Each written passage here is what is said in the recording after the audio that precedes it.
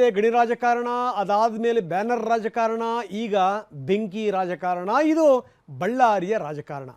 ನೋಡಿ, ಎಲ್ಲವೂ ಕೂಡ ಸಮಾಧಾನ ಶಾಂತವಾಯಿತು ಅನ್ನುವಂಥ ಸಂದರ್ಭದಲ್ಲೇ ರೆಡ್ಡಿಯವರ ಮನೆಗೆ ಒಂದು ಮಾಡೆಲ್ ಹೌಸ್ ಏನಿತ್ತಲ್ಲ, ಆ ಮನೆಗೆ ಬೆಂಕಿ ಬಿದ್ದಿದೆ. ಬೆಂಕಿ ಇಟ್ಟಂಥವ್ರು ಯಾರು? ನೇರವಾಗಿ ಜನಾರ್ದನ್ ರೆಡ್ಡಿಯವರಿಗೆ ರೆಡ್ಡಿ ಮೇಲೇ ಅನುಮಾನ ಇದೆ. ಇದು ನಾರಾ ಭರತ್ ರೆಡ್ಡಿದೇ ಕೃತ್ಯ ಅನ್ನುವಂಥದ್ದು ಅವರ ವಾದ. ಆದರೆ SP ಹೇಳಿದ್ದಿದೆಯಲ್ಲ, ಅದು ಇವ್ರನ್ನ ಕೆರಳಿಸಿದೆ. ಇಲ್ಲ, ಯಾರೋ ಹುಡುಗರು ರೀಲ್ಸು ಪಾಲ್ಸು ಮಾಡೋಕ್ಕೆ ಹೋಗಿದ್ರು, ಅಲ್ಲೇನೋ ಎಡವಟ್ಟಾಗಿರಬೇಕು ಅನ್ನುವಂಥ ಮಾತು. ಅವ್ರನ್ನೆಲ್ಲ ನಾವು ಹಿಡ್ಕೊಂಬಂದ್ವಿ, ವಿಚಾರಿಸಿದ್ವಿ, ಅವ್ರ ಮನೆಯವ್ರನ್ನೂ ಕೂಡ ಕೇಳಿದ್ವಿ. ಇಲ್ಲ, ಇದು ಬೇಕು ಅಂತಲೇ ಮಾಡಿದ್ದಲ್ಲ ಅಂತ ಅನಿಸ್ತಾ ಇದೆ ಅಂತ ಹೇಳಿದ್ರಲ್ಲ SP, ಅದು ಇವ್ರನ್ನ ಇನ್ನಷ್ಟು ಕೆರಳಿಸಿಬಿಟ್ಟಿದೆ. ಇಲ್ಲ, ಇದ್ರ ಹಿಂದಿರುವಂಥವ್ರು ನಾರಾ ಭರತ್ ರೆಡ್ಡಿನೇ. ನನ್ನ ಪ್ರಾಪರ್ಟಿಯ ಮೇಲೆ ಕಣ್ಣಿಟ್ಟು ಭರತ್ ರೆಡ್ಡಿ ಇಷ್ಟೆಲ್ಲ ಅವಾಂತರಗಳನ್ನು ಮಾಡ್ತಾ ಇದ್ದಾರೆ ಅನ್ನುವಂಥದ್ದು ರೆಡ್ಡಿಯವರ ನೇರ ಆರೋಪ. ಹಾಗಾದರೆ ಬಳ್ಳಾರಿ ರಾಜಕಾರಣ ಎಲ್ಲಿಂದ ಎಲ್ಲಿ ತನಕ ಬಂದು ನಿಂತಿದೆ, ಏನಾಗ್ತಾ ಇದೆ ನೋಡಿ. ಬಳ್ಳಾರಿ ಮಾಡೆಲ್ ಹೌಸ್ ದಗದಗ, ಕಾಂಗ್ರೆಸ್ ಮೇಲೆ ರೆಡ್ಡಿ ಕೆಂಡ. ಭರತ್ ರೆಡ್ಡಿ ಈ ಒಂದು ಪ್ರಾಪರ್ಟಿ ಮೇಲೆ ಕೂಡ ಕಣ್ಣಾಕಿ ಕಳುವು ಮಾಡಿಸಿರುವಂತದ್ದು. ಭರತ್ ರೆಡ್ಡಿ ಫಾಲೋವರ್ಸ್ ಒಂದು 15 ಜನ ಬಂದು ಪೆಟ್ರೋಲು ಡೀಸೆಲ್ ಹಾಕಿ ಕಂಪ್ಲೀಟ್ ಸುಟ್ಬಿಟ್ಟಿದ್ದಾರೆ. ಸಿಗರೇಟ್ ಕಿಡಿ, ರೀಲ್ಸ್ ಹುಡುಗರಿಂದ ಬೆಂಕಿ ಎಂದ ಬಳ್ಳಾರಿ SP. ಆಟ ಆಡ್ತಾ ಆಗಿರುವಂತದ್ದು ಮೇಲ್ನೋಟಕ್ಕೆ ಕಂಡು ಬರ್ತಾ ಇದೆ.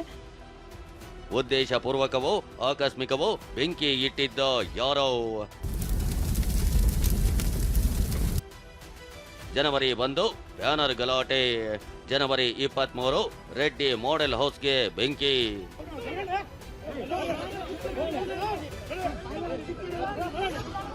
ಈ ಎರಡು ದೃಶ್ಯಗಳನ್ನು ನೋಡಿ.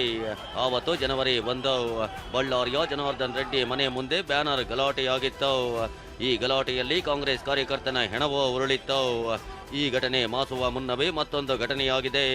ನಿನ್ನೆ ಸಂಜೆ ಬಳ್ಳಾರಿಯ ಹೊರವಲಯದಲ್ಲಿರೋ ಜನಾರ್ದನ್ ರೆಡ್ಡಿ ಪತ್ನಿ ಒಡೆತನದ ಮಾಡೆಲ್ ಹೌಸ್ಗೆ ಬೆಂಕಿ ಬಿದ್ದಿದೆ. ಈ ಬೆಂಕಿಗೂ ಅಂದಿನ ಬ್ಯಾನರ್ ಗಲಾಟೆಗೂ ಲಿಂಕ್ ಇದೆಯಾ ಅಥವಾ ಲಿಂಕ್ ಇಲ್ವಾ? ಮಾಡೆಲ್ ಹೌಸ್ಗೆ ಬೆಂಕಿ ಬಿದ್ದಿರೋದು ಆಕಸ್ಮಿಕನ, ಉದ್ದೇಶಪೂರ್ವಕನ ಅಥವಾ ಕಾಕತಾಳೀಯನ? ಇಷ್ಟೆಲ್ಲ ಪ್ರಶ್ನೆ ಹುಟ್ಟಿಕೊಂಡಿದೆ. ಈ ಪ್ರಶ್ನೆಗಳಿಗೆ ಪೊಲೀಸರು ತನಿಖೆ ನಡೆಸಿ ಉತ್ತರ ಹುಡುಕ್ತಿದ್ದಾರೆ. ಆದರೆ ಭರತ್ ರೆಡ್ಡಿ ಬೆಂಬಲಿಗರೇ ಬೆಂಕಿ ಇಟ್ಟಿದ್ದಾರೆ ಅಂತ ರೆಡ್ಡಿ ಬ್ರದರ್ಸ್ ಬಾಂಬ್ ಸಿಡಿಸಿದ್ದಾರೆ. ಇದಕ್ಕೆ ಆವತ್ತು ಗಲಾಟೆ ದಿನ ಭರತ್ ರೆಡ್ಡಿ ಮಾತನ್ನ ಉಲ್ಲೇಖಿಸಿ ಮಾತನಾಡಿರೋ ಮಾಜಿ ಸಚಿವ ಸೋಮಶೇಖರ್ ರೆಡ್ಡಿ ಬ್ಯಾನರ್ ಗಲಾಟೆಗೆ ಲಿಂಕ್ ಮಾಡ್ತಿದ್ದಾರೆ. ಭರತ್ ರೆಡ್ಡಿ ಬೆಂಬಲಿಗರಿಂದಲೇ ಕೃತ್ಯ ಅಂತ ಆರೋಪಿಸಿದ್ದಾರೆ. ಕಾರ್ಯಕ್ರಮ ನಡಿಬೇಕು, ಬಳ್ಳಾರಿ ಶಾಂತಿಯುತವಾಗಿ ಇರ್ಬೇಕಂತೇಳಿ ಇವತ್ತು ಸುಮ್ಮನೆ ಇದೀನಿ ಹೊರತು ಇವತ್ತು ಇಲ್ಲಾಂದ್ರೆ ಇಲ್ಲಿಂದನೇ ಮನೆ ಸುಟ್ಟು ಮತ್ತೆ ವಾಪಸ್ ಹೋಗ್ತಿದೆ ಅಂತ ಹೇಳಕ್ ಇಚ್ಛೆ.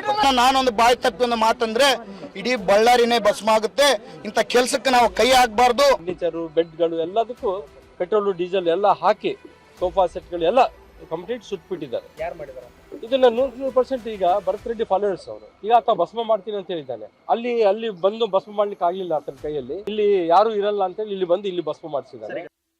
ಆವತ್ತು ಭಸ್ಮ ಮಾಡಿಸ್ತೀನಿ ಅಂತ ಇವತ್ತು ಮಾಡೆಲ್ ಮನೆಗೆ ಬೆಂಕಿ ಹಚ್ಚಿದ್ದಾರೆ ಅಂತ ಸೋಮಶೇಖರ್ ರೆಡ್ಡಿ ಆರೋಪಿಸಿದ್ದಾರೆ. ಹಳೆ ಮಾತಿನ ಜಾಡು ಹಿಡಿದ ನಾಯಕರು ಭರತ್ ರೆಡ್ಡಿ ವಿರುದ್ಧ ವಾಗ್ಬಾಣ ಬಿಡುತ್ತಿದ್ದಾರೆ. ಜನಾರ್ದನ್ ರೆಡ್ಡಿ ಅವರಂತೂ ಭರತ್ ರೆಡ್ಡಿಗೆ ನನ್ನ ಈ ಜಾಗದ ಮೇಲೆ ಕಣ್ಣಿದೆ, ಅದಕ್ಕೆ ಹೀಗೆ ಮಾಡಿದ್ದಾರೆ ಅಂತ ಆರೋಪಿಸಿದ್ದಾರೆ. ಇನ್ನುಳಿದಂತೆ JDS BJP ನಾಯಕರು ಕೂಡ ರೆಡ್ಡಿ ಬ್ರದರ್ಸ್ ಮಾತಿಗೆ ಧ್ವನಿಗೂಡಿಸಿದ್ದಾರೆ. ಭರತ್ ರೆಡ್ಡಿ ಸುಮಾರು ಅಂದ್ರೆ 4-5 ತಿಂಗಳ ಹಿಂದೆಯಿಂದ ಕೂಡ ಈ ಒಂದು ಪ್ರಾಪರ್ಟಿ ಮೇಲೆ ಕೂಡ ಕಣ್ಣಾಕಿ ಹುಡುಗರನ್ನ ಕಳಿಸಿ ಕಳುವು ಮಾಡಿಸಿರುವಂಥದ್ದು. ಇದ್ರ ಸುತ್ತಮುತ್ತ ಓಡಾಡ್ತಾ ಇರೋದು ಒಬ್ಬ ಕ್ರಿಮಿನಲ್ನ ಇವತ್ತೇನು ಬಳ್ಳಾರಿಯಲ್ಲಿ ನೀವು ತಯಾರು ಮಾಡ್ತಾ ಇದ್ದೀರಿ. ಈ ಕ್ರಿಮಿನಲ್ ಬರೋ ದಿನಗಳಲ್ಲಿ ಇಡೀ ಕರ್ನಾಟಕ ರಾಜ್ಯಕ್ಕೆ ಇವನು ಬೆಂಕಿ ಹಚ್ಚಿ ಎಷ್ಟು ಮಂದಿನ ಕೊಲೆ ಮಾಡ್ತಾನೋ. ಬಳ್ಳಾರಿಯ ಘಟನೆ ಏನಿದೆ, ಬ್ಯಾನರ್ನ ಗಲಾಟೆ ಪ್ರಾರಂಭ ಆದಂಥದ್ದು ನಿನ್ನೆ ಒಂದು ಮನೆಯ ಮೇಲೆ ಇದನ್ನು ಮಾಡಲ್ ಹೌಸ್ ಅಂತಕ್ಕಂಥದ್ದನ್ನು ನೋಡೋದು ಮಾಧ್ಯಮದಲ್ಲಿ. ಬೆಂಕಿ ಹಚ್ಚಿರ್ತಕ್ಕಂಥದ್ದು ಏನಿದೆ, ಈ ಸರ್ಕಾರದಲ್ಲಿ ಯಾರು ತಪ್ಪು ಮಾಡಿದ್ದಾರೆ, ಅವರು ಯಾರೇ ಪಕ್ಷದವರು ಇರಲಿ, ಅವರ ಮೇಲೆ ಒಂದು ಕಠಿಣವಾದಂಥ ರೀತಿಯ ಕ್ರಮ ತೆಗೆದುಕೋಬೇಕು ಅನ್ನೋದು ನಾನು. ಮನೆ ಸುಟ್ಟಾಗ್ತೀನಿ ಆಯ್ತು, ಮನೆ ಸುಟ್ಟಾಯ್ತಲ್ಲ. ಈಗ ಅವ್ರು ಇರೋ ಮನೆ ಸುಡಕ್ಕಾಗ್ಲಿಲ್ಲ, ಬೇರೊಂದು ಮನೆಯನ್ನು ಸುಟ್ಟಾಯ್ತು ಅಂದ್ರೆ ಹೇಳಿಕೆ ಕೊಟ್ಟು ಮನೆಯನ್ನೇ ಸುಟ್ಟಾಕ್ತಿವಿ ಅಂತ ಸುಟ್ಟಾಕಿದ್ರ ಬಗ್ಗೆ ಏನ್ ಮಾಡ್ತೀರಿ ಮಾನ್ಯ ಮುಖ್ಯಮಂತ್ರಿಗಳೇ? ಬೆಂಕಿ ಹಚ್ಚಿದ್ದಾರೆ, ಹೇಳಿದಂತೆ ಮಾಡಿ ಮನೆ ಸುಟ್ಟಿದ್ದಾರೆ ಅಂತ BJP JDS ನಾಯಕರು ಕಾಂಗ್ರೆಸ್ ಮೇಲೆ ಭರತ್ ರೆಡ್ಡಿ ಮೇಲೆ ಬೆಂಕಿ ಉಗುಳಿದ್ದಾರೆ. ಹೀಗೆ ಮಾಡೆಲ್ ಹೌಸ್ ಬೆಂಕಿ ಪ್ರಕರಣ ರಾಜಕೀಯ ತಿರುವು ಪಡೆದುಕೊಳ್ತಿದ್ದಂತೆ ಪೊಲೀಸರು ತನಿಖೆಗೆ ಇಳಿದಿದ್ರು. FSL team, SOCO team model house ನ ಇಂಚಿಂಚು ಶೋಧ ನಡೆಸಿದ್ರು. ಖುದ್ದು ಬಳ್ಳಾರಿ ಪೊಲೀಸ್ ವರಿಷ್ಠಾಧಿಕಾರಿ ಸುಮನಾ ಡಿ ಪನ್ನೇಕರ್ ಭೇಟಿ ನೀಡಿ ಪರಿಶೀಲನೆ ನಡೆಸಿದ್ರು. ಇದಾದ ಬಳಿಕ SP ಸುಮನಾ ಪ್ರಕರಣಕ್ಕೆ ಟ್ವಿಸ್ಟ್ ಕೊಟ್ರು. ರೆಡ್ಡಿ ಅಂಡ್ ಟೀಮ್ ಭರತ್ ರೆಡ್ಡಿ ಮೇಲೆ ಬಾಂಬ್ ಎಸೆಯುತ್ತಿದ್ದಂತೆ ಪೊಲೀಸ್ ವರಿಷ್ಠಾಧಿಕಾರಿ ಸುಮನಾ ರೀಲ್ಸ್ ಮಾಡೋದಕ್ಕೆ ಬಂದಿದ್ದ ಹುಡುಗರಿಂದ ಈ ಕೃತ್ಯ ನಡೆದಿದೆ ಅಂದ್ರು. ಆದ್ರೆ ಈ ಮಾತು ಒಪ್ಪಲು ರೆಡ್ಡಿ ಸಿದ್ಧರಿಲ್ಲ. ಪ್ರಿಲಿಮಿನರಿ ವಿಚಾರಣೆಯಿಂದ ಪ್ರೈಮಾ ಫೇಸಿ ನಮಗೆ ತಿಳಿದು ಬರ್ತಾ ಇರುವಂಥದ್ದು ಏನಂದರೆ ಇವರೆಲ್ಲರೂ ಇಲ್ಲಿ ಒಂದು ರೀಲ್ಸ್ ಮಾಡ್ಕೊಳ್ಳೋ ಅಂಥದ್ದು ಮತ್ತು ಫೋಟೋ ಶೂಟ್ ಮಾಡ್ಕೊಳ್ಳೋ ಅಂಥದ್ದು ಈ ಒಂದು ಕಾರಣಕ್ಕೆ ಈ ಮನೆಗೆ ಆಗಾಗ ಭೇಟಿ ಕೊಡ್ತಾ ಇದ್ದಂಥದ್ದು ಮತ್ತು ತುಂಬ ಜನ ಹುಡುಗರು ಅವಾಗವಾಗ ಬರ್ತಾ ಇದ್ರು ಅಂತ ಒಂದು ವಿಷಯ ನಮ್ಮ ಗಮನಕ್ಕೆ ಬಂದಿದೆ. ಇವತ್ತು ಸುಮಾರು 4-5 ಕೋಟಿ ಬೆಲೆ ಮಾಡೋ ಮನೇನ ಯಾರಾದರೂ ಹುಡುಗರು ಬಂದು ಗ್ಲಾಸ್ ಮೊರೆ ಬಡಿದು ಒಳಗಡೆ ನುಗ್ಗಿ ಟೆರೆಸ್ ಮೇಲೆ ಹೋಗಿ ಅವರು ಬೆಂಕಿ ಹಚ್ಚಿ ಯಾರಾದರೂ ರೀಲ್ಸ್ ಮಾಡ್ಕೊಂತಾರೆ. ನಾವು ಪೊಲೀಸರು ಇನ್ವೆಸ್ಟಿಗೇಷನ್ ಕಾನೂನು ಅದೊಂದು ಕಡೆ ಇಡೋಣ. ಒಂದು ಸಾಮಾನ್ಯ ಒಂದು ಮನುಷ್ಯರಾಗಿ ನಾವೇ ಯೋಚನೆ ಮಾಡಿದ್ರು ಕೂಡ ಇಂಥ ಒಂದು ಘಟನೆಯನ್ನ ಈ ರೀತಿ ಮಾಡಲಿಕ್ಕೆ ಸಾಧ್ಯ ಇದೆ. ನಾನು ಮೇಲ್ನೋಟಕ್ಕೆ ಪ್ರಾಥಮಿಕ ಮಾಹಿತಿಯಂತೆ ಮುಂಬೈನಿಂದ ಬಂದಿದ್ದ ಇಬ್ಬರು ಹುಡುಗರು ಸೇರಿ 8 ಮಂದಿ ರೀಲ್ಸ್ ಮಾಡೋಕೆ ಇಲ್ಲಿಗೆ ಬಂದಿದ್ರು. ಈ ವೇಳೆ ಸಿಗರೇಟ್ ತಾಗಿ ಬೆಂಕಿ ಹತ್ತಿರಬಹುದು ಅಂತ SP ಸುಮನಾ ಹೇಳಿದ್ದಾರೆ.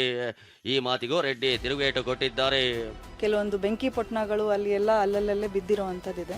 ಸೊ ಅಲ್ಲೇ ಬಿದ್ದಿರೋವಂಥ ಬೆಂಕಿ ಪೊಟ್ಣ ಒಂದು ಅಪ್ರಾಪ್ತ ಬಾಲಕ ಅದರಲ್ಲಿ ಗೊತ್ತಿಲ್ಲದೇನೆ ಅಲ್ಲಿ ಏನೋ ಒಂದು ವಸ್ತುವಿಗೆ ತಾಕ್ಸಿರೋ ಅಂಥದ್ದು ಆಟ ಆಡ್ತಾ ಆಗಿರುವಂಥದ್ದು ಮೇಲ್ನೋಟಕ್ಕೆ ಕಂಡು ಬರ್ತಾ ಇದೆ. ನಾವು ಎಲ್ಲರೂ ಸೇರಿ ಒಂದು ಯಾವುದಾದ್ರೂ ಮನೆಗೆ ಹೋಗಿ ಮನೆಯಲ್ಲಿ ಗ್ಲಾಸ್ ಮುರಿ ಬಿಡಿದು ಒಳಗಡೆ ನುಗ್ಗಿ ಹೋಗಿ ಸಿಗರೇಟ್ ಅಂಟಿಸ್ಕೊಂಡು ರೀಲ್ ಮಾಡುವಂಥ ಪರಿಸ್ಥಿತಿ ಬರುತ್ತೆ ಅಂತಂದರೆ ಅದು ನಗುವಂಥ ವಿಚಾರ ಅಂತ ಅನಿಸುತ್ತೇನೆ, ಗಂಭೀರವಾಗಿ ಅನಿಸುತ್ತೇನೆ ನಿಮಗೆ ಹೇಳಿ ಅಷ್ಟೇ.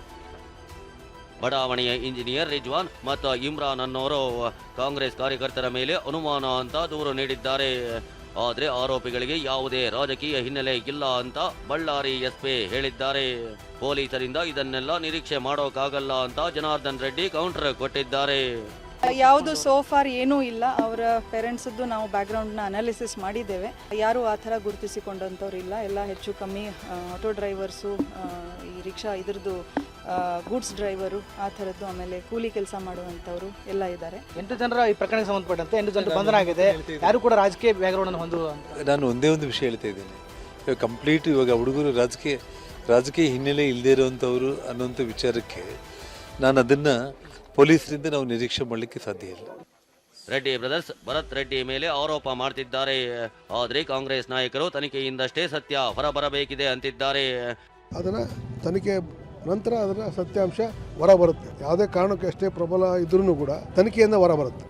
ಸದ್ಯ ಪ್ರಕರಣ ಸಂಬಂಧ 6 ಅಪ್ರಾಪ್ತರು ಸೇರಿ 8 ಹುಡುಗರನ್ನ ವಶಕ್ಕೆ ಪಡೆದು ವಿಚಾರಣೆ ಮಾಡಲಾಗ್ತಿದೆ.